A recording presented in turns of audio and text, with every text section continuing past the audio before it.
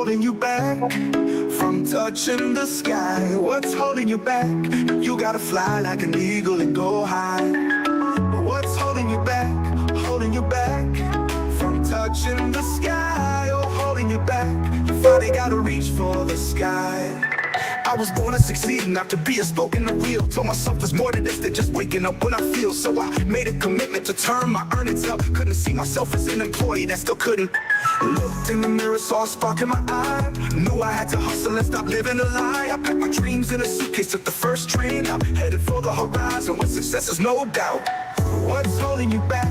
Holding you back from touching the sky. What's holding you back? You gotta fly like an eagle and go high. What's holding you back? Holding you back from touching the sky. Oh, holding you back. You finally gotta reach for the sky. Greetings and welcome to another edition of What's Holding You Back. My name is Rob McCray from the Business Building Network, and I am so excited to be with you this evening, this morning, this afternoon, depending on where in the world you are watching us from. But family, we have a very, very important topic that we need to discuss today. There is so much going on in the world today, and this is something that we really need to talk about and get a better understanding of what is actually happening and why, and what will be the ramifications for what is happening and how it's going to impact us. So let me just give a couple of greetings as I see a couple of guests has joined in with us. Greetings to Sister Yvette from Bold Nutrition's Consulting. Blessings, my sis.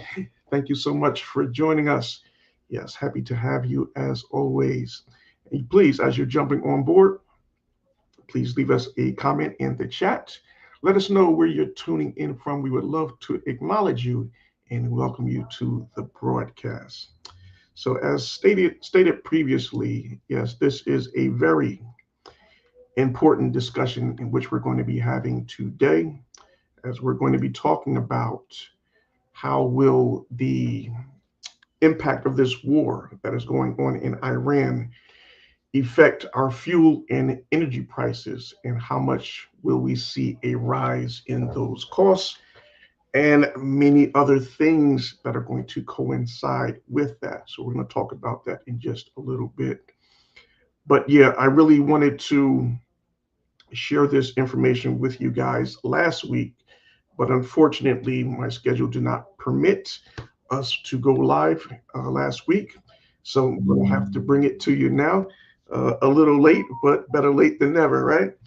But yeah, we are just thankful that we can all come on board and have this conversation together. So please, by all means, let us all interact, voice your opinions on what is going on. Let us know what you're seeing in your area, your neighborhood, your communities, and then we're going to have a little discussion about what we can expect. All right. So with that being said, let us get into the meat of the matter. All right. Okay.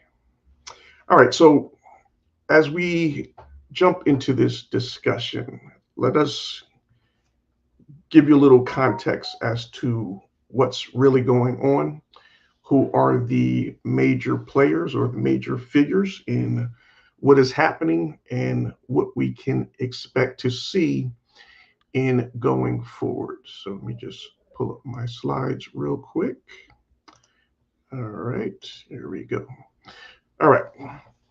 So as I'm quite sure you are all aware, that the United States and Israel have attacked Iran.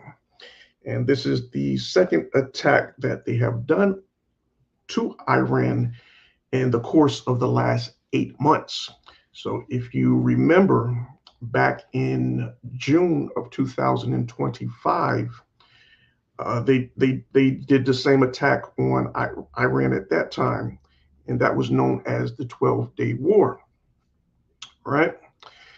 And during that attack on Iran, President Trump stated that the nuclear plants and facilities that Iran had were completely demolished. That's what he stated after the war had finished. And he said they no longer had capabilities to um, release any nuclear weapons. So that was their narrative as to why they attacked Iran the first time. So now we come back to this past Saturday, February the 28th, I believe it was, and they attacked Iran again.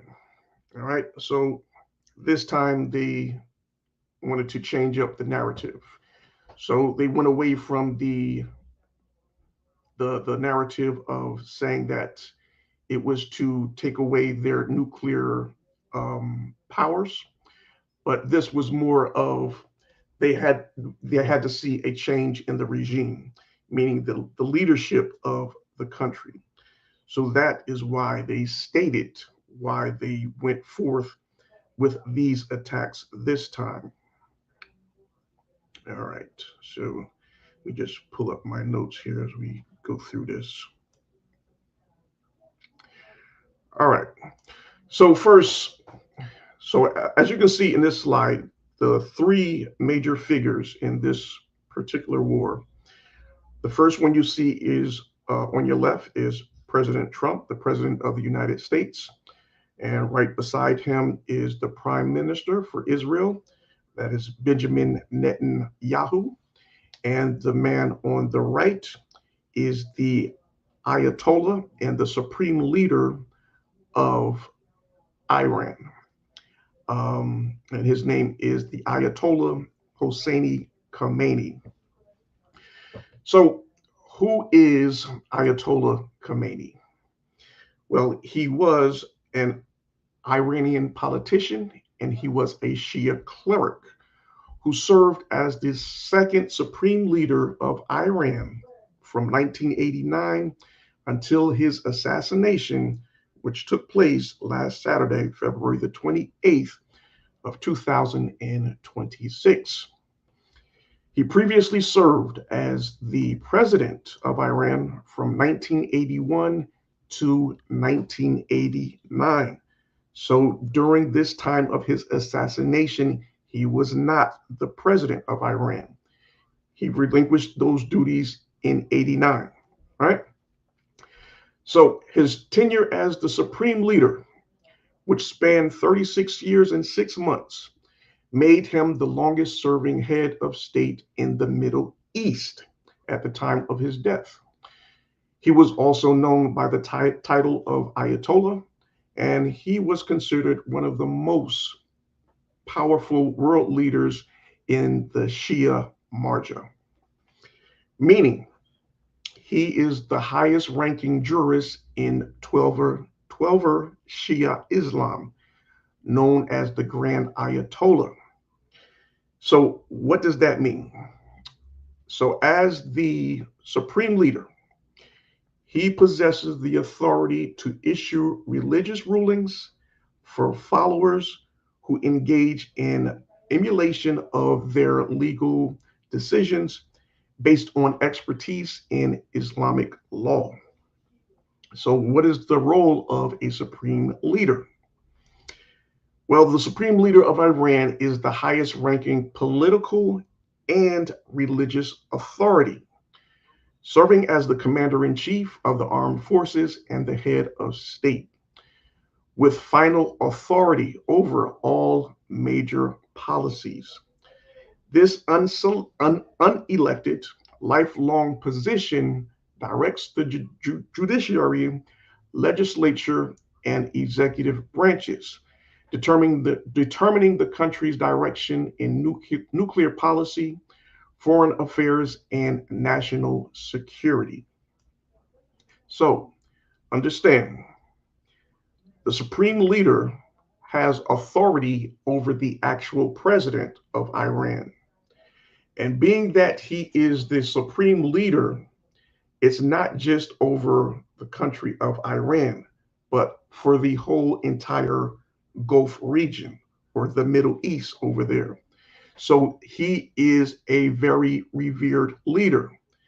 So, with the assassination of the supreme leader, now you're talking about turning this into a holy war. All right, so let me bring up our next slide. All right, so as you can see here, so the decision makers of the US and of Israel decided that if they assassinated or removed the head of the country, Iran would ultimately surrender and fall like Libya did when their leader, Muammar Gaddafi, was assassinated on October 20th of 2011. And Muammar Gaddafi was killed by Libyan rebels from the National Transitional Council following a NATO airstrike on his convoy near Sirte. And while Libyan fighters executed him, the operation was heavily enabled by NATO forces, specifically France, the United States, and the UK. So they were the main ones responsible for the assassination of Muammar Gaddafi. So the assassination of the Ayatollah Khomeini, in my opinion, is a very big mistake and very illogical that will only fuel the fire for more disdain for America and for Israel. And we're coming to see that now as this war continues on. But when we talk about the leaders of Israel and of America, we're not talking about the most logical people. They tend to react on their impulse and their desires to keep themselves in power. So understand this. These elected officials, President Trump and Benjamin Netanyahu, they know and understand that as long as they stay in power as elected officials, they have immunity, which will negate them from having to deal with any legal legal rulings that may come down against them. So that is why they are so determined to stay in power, because they know once they give up that power of being in as an elected official, then they're going to have to face the consequences for all of their legal actions in which they have done previously. So I'm just painting a picture for you so you have a little bit of an understanding of what's really going on here and why these things are happening. All right. So let me give a couple of greetings. I see a couple more people have jumped on. Pastor Fred, God bless you, sir. Thank you so much for joining us. Good to see you. And of course, my nephew, Antonio McCrae, God bless you. Thank you for joining us as well. And yes, family, as you're jumping on board, please leave us a comment. We would love to welcome you to the broadcast. All right, so we're just giving our a little background and context as to what's really going on and what's causing and driving the increases that we're already seeing, and going to see even more in the coming days and weeks ahead when it comes to our fuel, energy, and pretty much everything else that's going to need to be transported throughout the world, not just here in the US, Canada, and the local, this part of the hemisphere, but this is going to have worldwide ramifications for everyone. All right, so this slide here, let me just change this, make it a little bigger. Okay. All right, so let's look at the Middle East here. And we're going to see why this was a very bad decision in so many ways, and how this is going to affect us all in different parts of the world and cause a greater severance or separation from the United States and also from Israel. So, in this slide at the top right, that is Iran in the orange, right? And if you go all the way to your left of the screen, that is Israel in the white. And they are right next to, what is that? That's Jordan in green, and Egypt is in white. So they're right in between those two. That little sliver there, that is Israel. All right, so in this slide, um, what we're looking at is the Persian Gulf, the region of the Middle East here, and where the conflict is really taking place and building up steam, and many other countries are starting to get involved. And this is not a good sight. All right, so some of these countries that you see with the red marks under or next to their name, that red mark indicates that these are the countries who have United States bases within their country. And this was something that Iran has a serious problem with. And the reason being is because being that the US had these bases within these countries here, right next to Iran, that means that the United States had the ability to have their military forces, their equipment, and supplies within the region so that they can easily and readily go and attack Iran. So, what Iran did after the first bombing took place on Saturday, February the 28th, they retaliated, not just against the United States and Israel, but against these other countries in the Persian Gulf as well. Why? Because they felt as if their fellow countrymen were actually rebelling against them as well by having those military bases within their country and giving the United States the ability to attack them from within. So that is why Iran attacked these countries here. And these countries are Saudi Arabia, which you can see in the yellow. There's also the United Arab Emirates. There's Qatar. There's Bahrain, Kuwait, and Oman. They are all in yellow, and with the red line next to their name, that signifies the location of those different countries. So, what Iran did, this was very strong and a very strategic move that they made. And while others might say that this was a form of uh, a way for them to just committing suicide for themselves, because keep in mind, they're already fighting against two world powers in Israel and the United States. And then in response to that, they went forth and attacked six other countries right next door to them. So many people looked at it as like, why would you do that and risk getting more countries involved and more people fighting against you? But look what happens. So Iran attacks these military bases within these regions.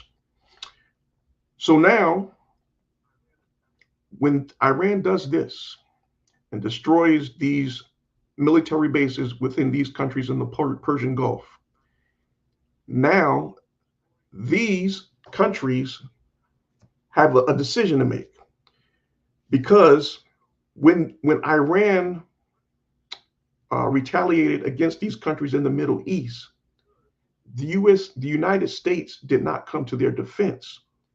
They did not attempt to strike down any of these missiles that Iran was sending into their countries to destroy their bases and also other locations within the region. So then these countries, these countries there in the Persian Gulf, they sent out a call to the United States, like, we need your help. We need you to knock down these missiles or give us some help in, these retaliating incoming missiles that are coming in. But the United States did not respond, or they did not help in this situation. And now that has created a situation where these countries in the Persian Gulf are now seeing that they may have made a mistake, because now, if they don't have any protection from Iran in this matter, then ultimately they're going to have to ask the United States to leave from their country, because they don't want to have ongoing conflict and wars with Iran and going forward. So this is why this was a very strategic and a very strong move by Iran that is really going to change the course of action in going forward. And at the bottom right of your screen, you can see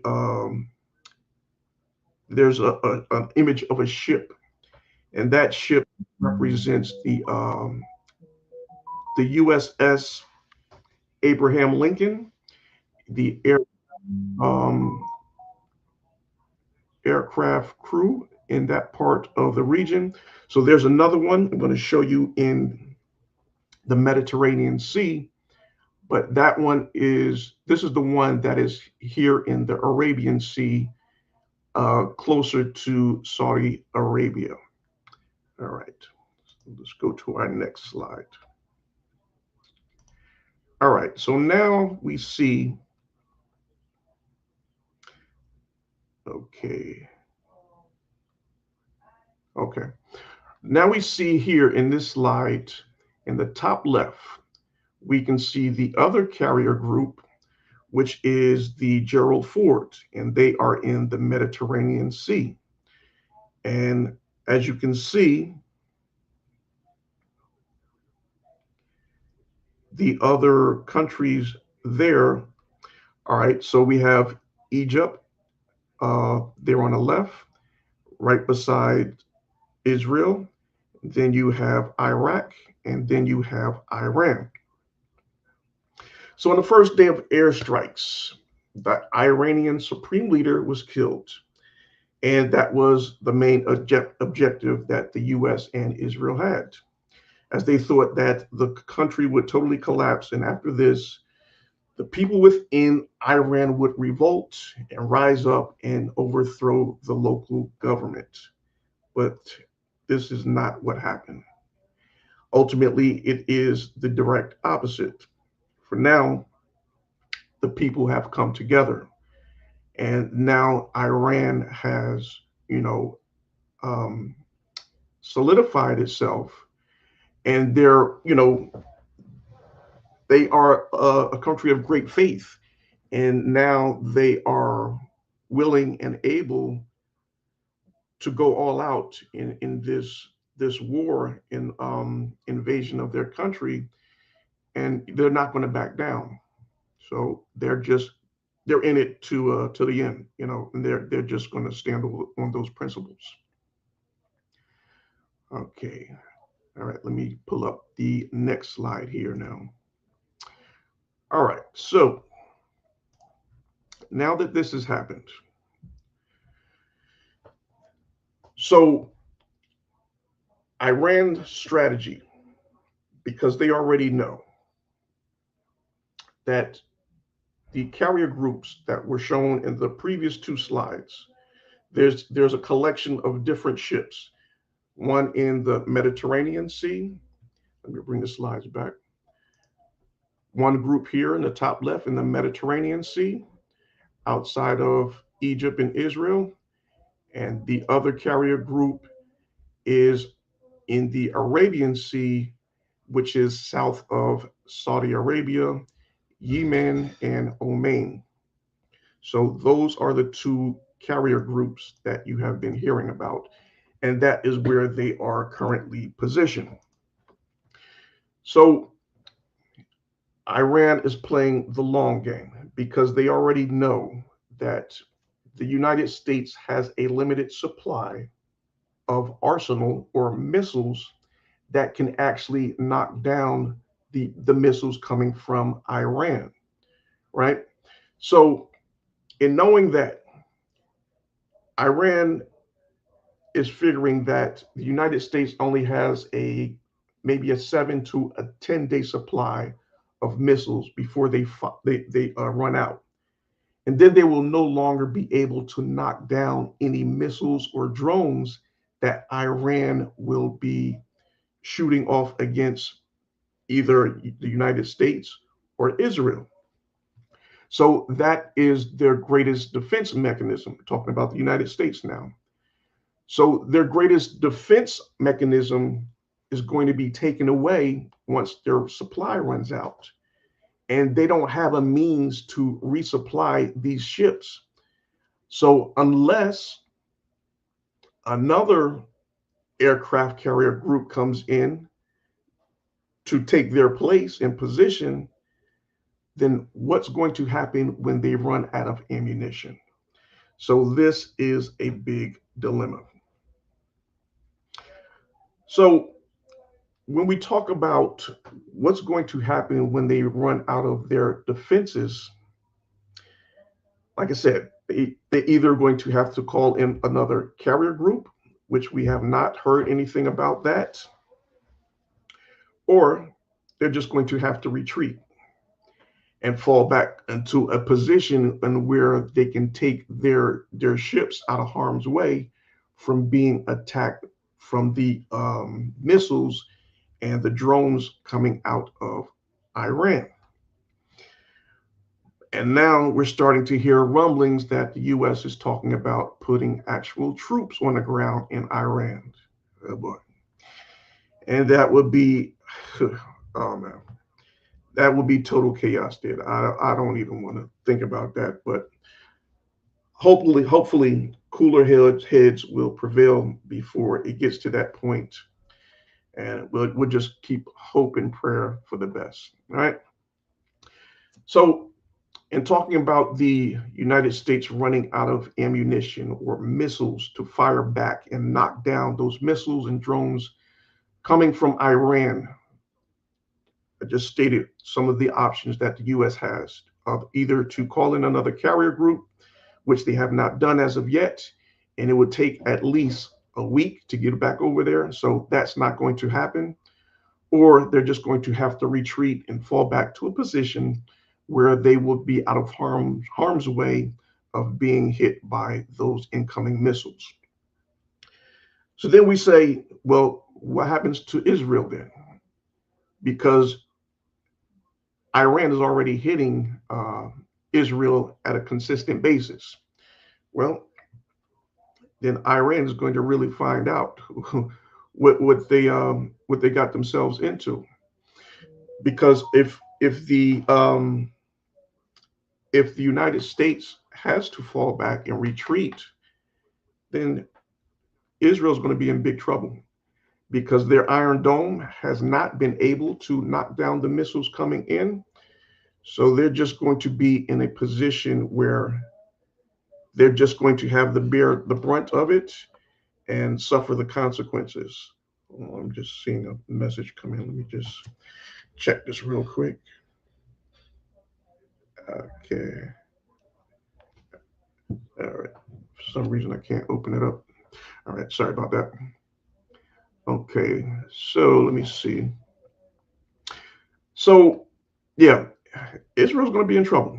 Um, if if this war continues on and United States runs out of missile supplies to defend themselves and Israel, then yeah, they're going to be in big trouble. And then yeah, they're going to have to be put in a position where they're going to have to call for another ceasefire, like they did when the first war took place back in June of 2025. And at that time, Iran complied and they did stop shooting at Israel. But a ceasefire has already gone forth from the US asking Iran to stop. But Iran said, no, no, we're not stopping this time. And there's not going to be any more negotiations. Yeah. Okay. So you got to talk about the boots on the ground. Well, sis, I don't want to go into that. I really don't, because that's, oh man, that's going to be bad. That's going to be bad. Yeah, but yeah, let me see how time looks when we finish up with this, and then if time permits, then we'll talk a little bit about that. All right, so let's see now. Let me pull up my next slide here. Okay. All right, so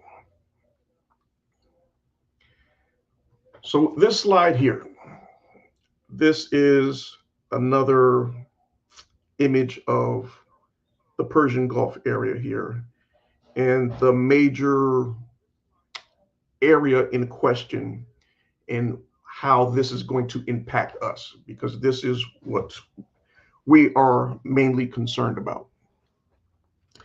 So, as you can see at the top right is Iran, and right below that in the red, you see the Strait of Hormuz, and that is just a waterway here within the Persian Gulf.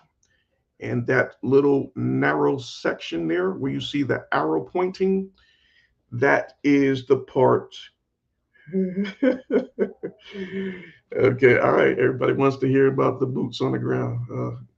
I don't think you really want to hear that, but okay, all right.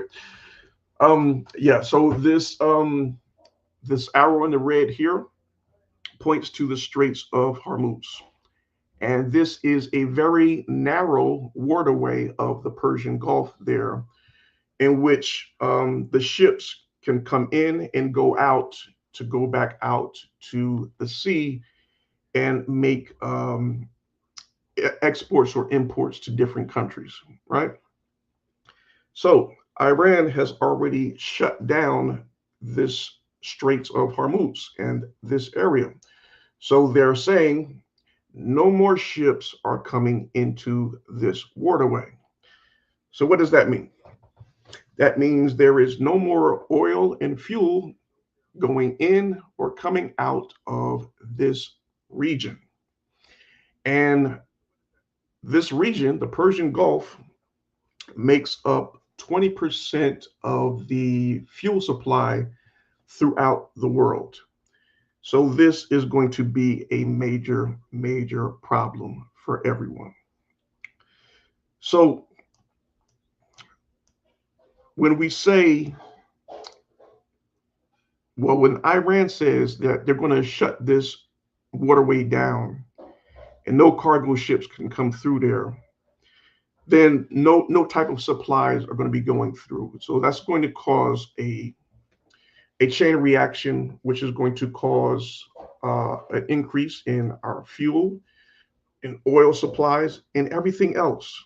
You know, it's not just the fuel, but you have to remember, once the fuel prices go up, once these commodities come to our area, wherever you're located at, if the fuel prices increase, then of course it's going to be an increase to transport those goods to your local supermarkets, your stores, or whatever it is you're looking to purchase. There's going to be an increase in the price of those items in which you are looking to receive. So that's why this is going to be a very big problem for us. All right. So now, at looking at this map, let me see if I can. Okay. Yeah, I just want to remove myself so you can see the left of the screen. So a lot of people say, well, if they don't have to go through the Persian Gulf, go through the Red Sea on the other side there, the other side of Saudi Arabia. Well, the only problem with that is, let me bring up the other slide, the previous slide. So now Saudi Arabia there, and right below that is the country of Yemen. And Yemen is a very close ally to Iran.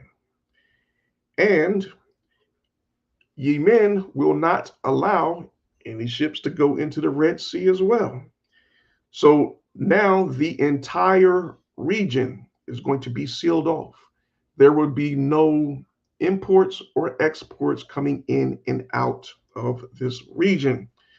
So we are definitely going to see a significant increase in fuel prices, oil prices, and everything else when it comes to the transportation of goods. So this is going to be very problematic for each and every one of us in our own way. All right. So the question is, how long will this last? Hmm. Well, that's very hard to say. Um, Originally, I was thinking uh, 2 weeks, and then, you know, cooler heads would prevail and they would see that this was a no-win situation for anyone. So they would ask for a ceasefire, which they already did. But now Iran is in a position where they have the leverage. And being that the United States and Israel assassinated their supreme leader, they're saying, no, we're not negotiating. We're in this till the end. So it's very complicated now. Yes, Kiana, we are living in our last days. And this can be the start of World War III. Reason why I say that, understand this. So Iran, right? Iran is backed up by Russia and China. And they're just sitting back on the sidelines. They're watching. And China has already said that if Israel or the United States attempts to set off a nuclear bomb in Iran to stop them from keep bombing Israel, they're gonna become a part of this. And if that happens, it's World War III. Everybody's going to be involved, and God only knows from there. God only knows from there. So this is very serious. This is very serious in what's going on, and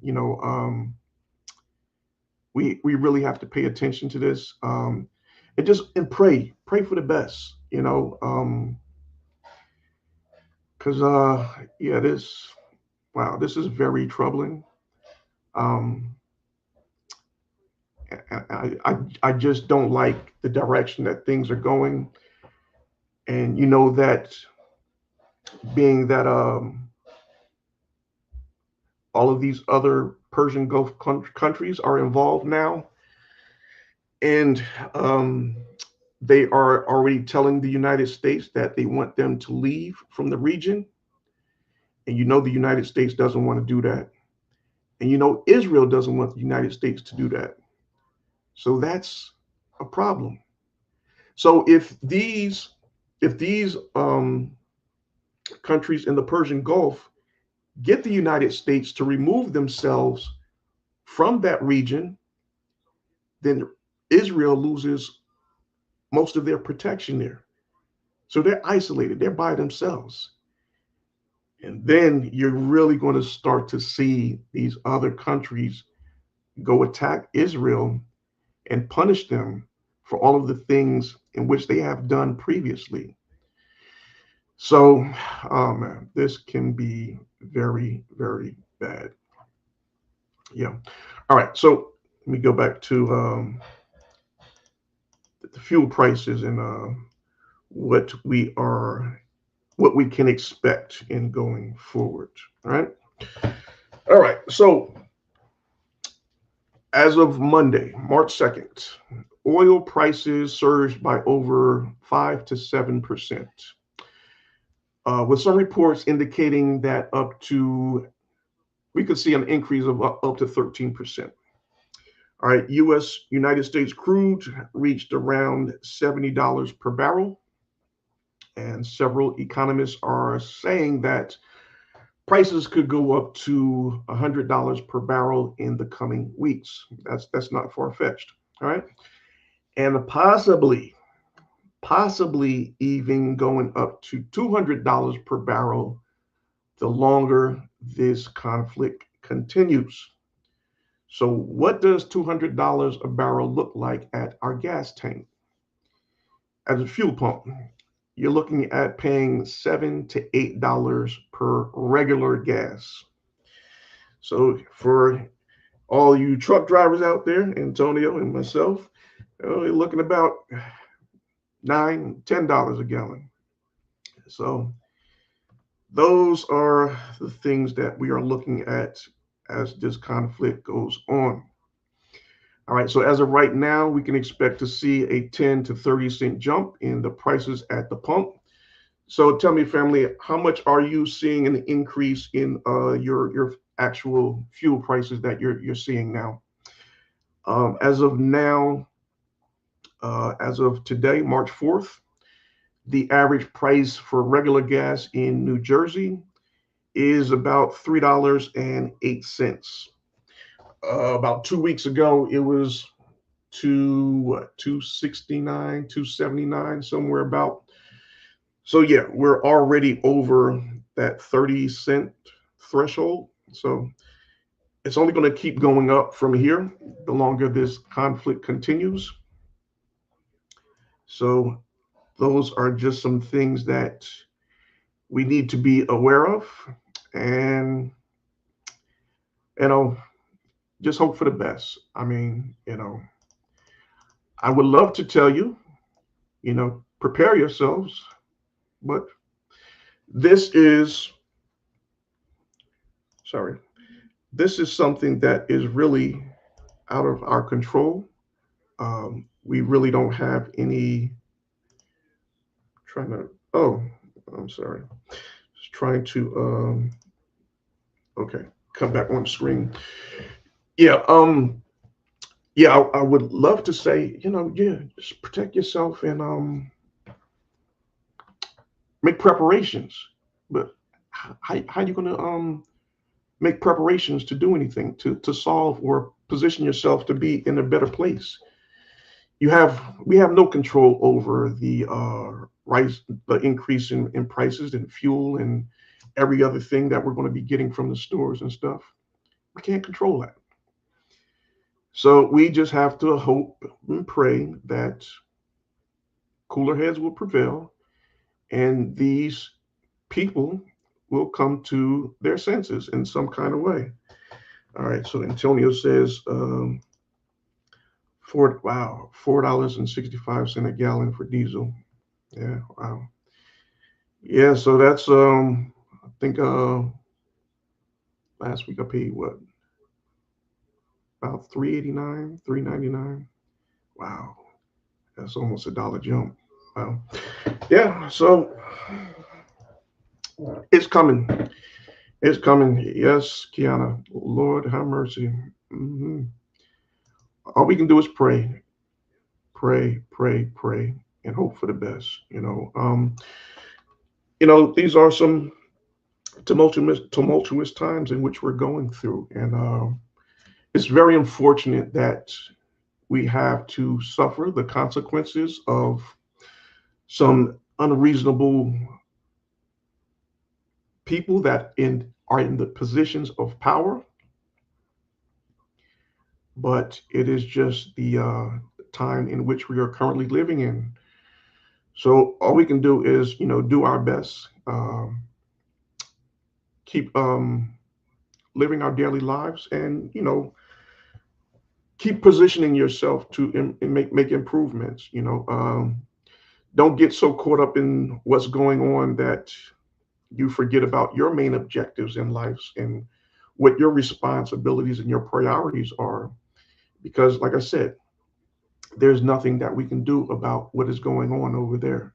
So all we can do is just focus on ourselves and our families, keep building, keep striving, and keep encouraging one another, to do better and live our best possible lives. And like I said, we all have to continuously stay in prayer. All right, so we 47 minutes in. All right, so you guys wanted to talk about troops on the ground. Okay. All right. So we got a couple of minutes. Let's talk about that a little bit. All right. So, first off, I don't think it's possible. Reason why I say that is, let me bring the slides back up. Well, I shouldn't say it's not possible, but um, the troops would face, oh my God, major casualties just trying to get into the country. Why? Because how are they going to get in?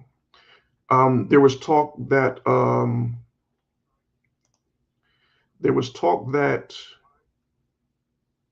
they're trying to do something in Turkey, which is above Iran in this slide here. So right above it, you can't see it; it's cut off.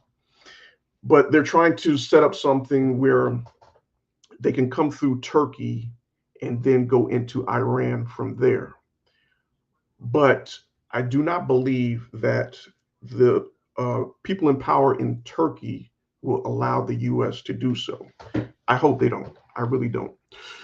Um, the only other way they can come in is trying to get in through the waterways, the Persian Gulf, and the Red. Well, not the Red Sea. Yeah, the Persian Gulf and the Gulf of Oman right below it. But in doing so, in trying to come in those ways, like I said, when we first started, um, Iran has great defensive capabilities with their missiles and drones. So, in order for the military or the Navy to drop off troops, because a lot of these Navy vessels carry the Marines on their ships, they get to a certain point and then they will get off on smaller boats and come onto the actual island. But in order to do that, they would have to get pretty close. And that's why you can see here on this slide off the coast of the Gulf of Oman, right below Oman is where the one carrier group is positioned. Why are they so far away? Because they want to stay out of range of those Iranian missiles. Because if the Iranians unleash their missiles on those ships, they can sink those ships right there in the ocean. So that's why they cannot come that close to offload the troops. So it's going to be so difficult to have a ground invasion unless some other country, as you can see there's Afghanistan on the other side and Pakistan. They're not letting the U.S. come in and do that. On the left side, you have Iraq. Nope, Iraq's not going to let them do that. And like I said before, they were talking about coming through Turkey, which is above Iran there. But I don't think that's going to happen as well.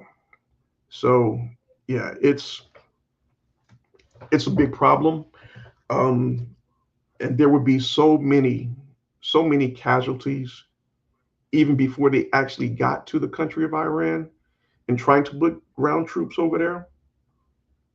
Oh man, it would be like a total meat grinder, and so many hundreds of thousands of lives lost for what?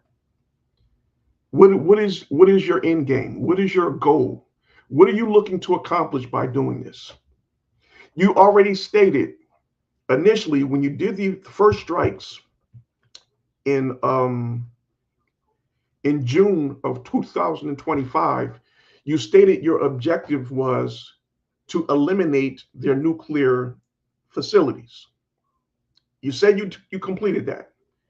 Now you attack them again in February of 2026. Then you said your objective was to take out the supreme leader. You've done that. You've assassinated Ayatollah Khomeini. So now, why are you still continuing to fight? What are you looking to accomplish? What's the point? They don't have an objective. They just want supreme power over the region so that Israel can be able to do whatever they want and have complete control, complete authority over the region. But Iran said no, it's not going to happen. So they're going to fight until the end. So if the US and Israel has that same mentality, World War III. I can't see it no other way. So that's where we at, family. Unfortunately, that is where we are at. Yeah. Um, Hate to be the bearer of bad news, but that's just the reality. So, I just hope and pray that um, they will reach some type of an agreement, or the United States just decides to fall back and retreat and say mission accomplished. And as far as Israel, hey, you opened up this Pandora's box, so you're gonna have to deal with the consequences now. Yeah, so that's all we got. That's all we got for this. Yeah. So yes, family, that is it in a nutshell. Yeah. Mm, Hard pill to swallow, but that's what we are looking at. So, any questions, any comments, anything else you guys want to hear about or you want to share before we close off this evening? I hate to leave on such a down and deflating note, but I can't, spin it any other way. It's just what it is.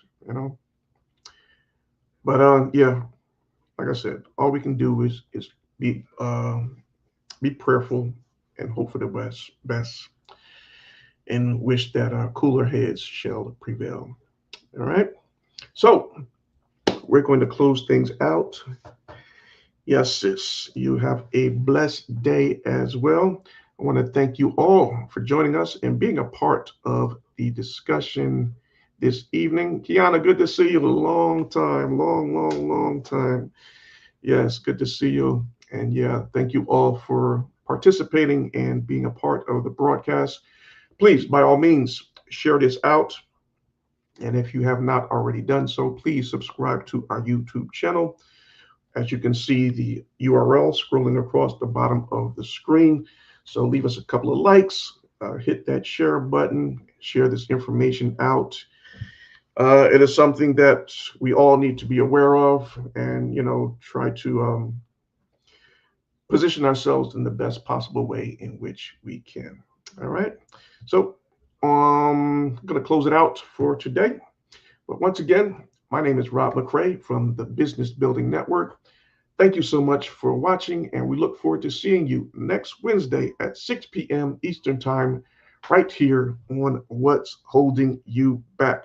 And next week, I will not be continuing this conversation. It is too depressing, but we're going to talk about our health and some health matters in which how we can improve upon that.